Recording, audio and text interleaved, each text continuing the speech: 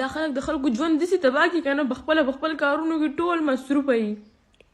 ته که میسج کې ته که کال کې په تا به د هېڅ چا پروا نه وي ښه چې لکه دا خلک دومره بیزي شي بیا که نه چې لکه دې خلکو ته دا هم پته نه وي چې داسې زما په ژوند کې یو انسان و. داسې قسمه واقع چې کله هم مخې ته راشي نو بیا خلک مختلف خلکو باندې الزامات لګوي.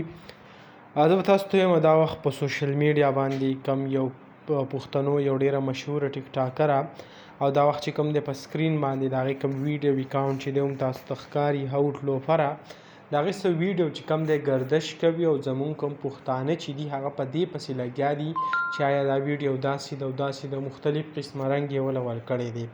یعنی خلک په دې کوشش کې دي چې هغه ویډیو هغه شیر کړي او نور چې کوم دی هم دا هغه وشرموي. لکه دا زموږ په پښتنو کې د بده مرغه دا کم مرض چې دی هغه ډېر زیات سیوا دی او دارنګې نن سبا هم شروع دی. یعنی یو بل ته میسج وکړي چې آیا ما ته دا ویډیو که تا راولېږله نو زه به تاله یعنی دونه پیسې درکړم. لکه دا باقاعده یو کاروبار جوړ شوی دی خلکو ته کاروبار جوړ کړلی او په دې باندې خلک روپۍ ګټي او دغه د یو بل او د یو ویډیو چې کوم دی یو بل ته سینډ کوي.